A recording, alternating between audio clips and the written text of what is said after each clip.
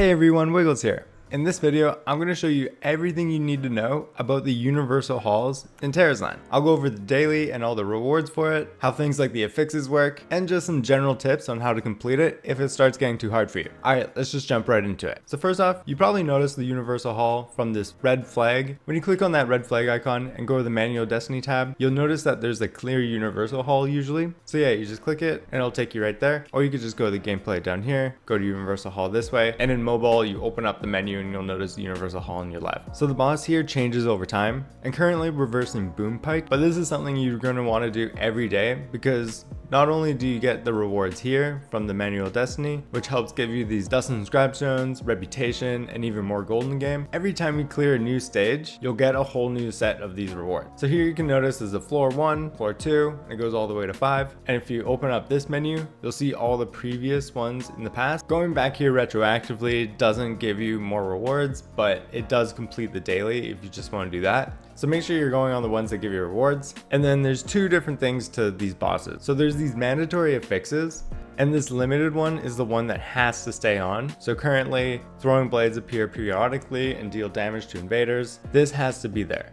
But I could change out this one if I wanted to get a little bit more points. So as you start going up from floor 1 to floor 2, all the way down to floor 5, you'll notice that this current level requires goes up.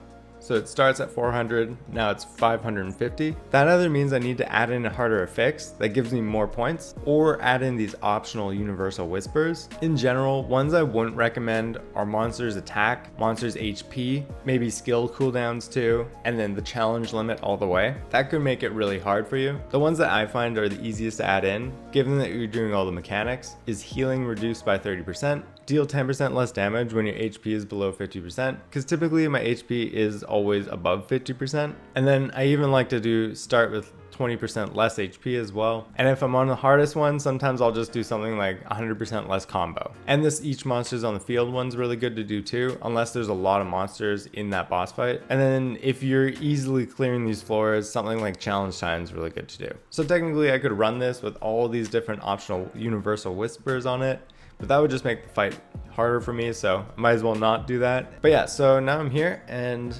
make sure that you're not playing healer or tank.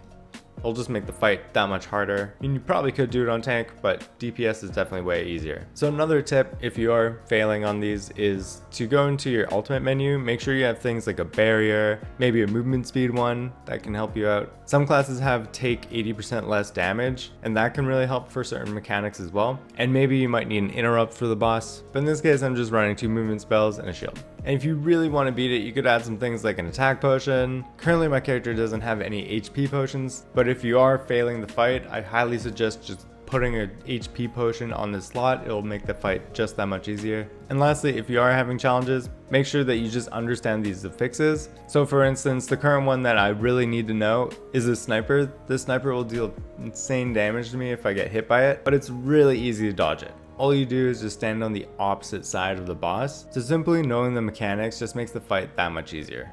On top of the affixes, there's also the boss mechanics. So bosses have their own little specialty things. I'm sure many people have done Boom Pike before. There's a minecart on either side, so sometimes you have to press that switch or this switch.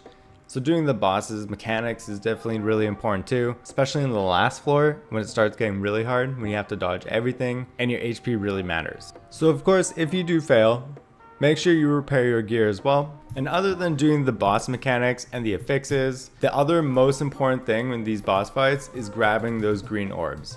Because if you don't grab those green orbs in time, they can actually just disappear. Sometimes they're scattered on the other side of the map, so you're gonna have to run across. But definitely go do that because you only get so much of those in a fight. I believe the boss drops it over time based on his current health. And then of course, another thing that really helps for these is simply improving your gear. Getting better gear will just make this fight that much easier, and also improve out your inscribed stone because this gives you tons of bonus stats. I actually have a guide on how to get more inscribed stone faster, so if you're curious about that, check this video out. I'll also leave it at the end of this video as well. But yeah, now I'm just going to complete all the floors because you get these awesome rewards every time you do it. There we go. Now I finished the hardest floor for Dreaded Hall.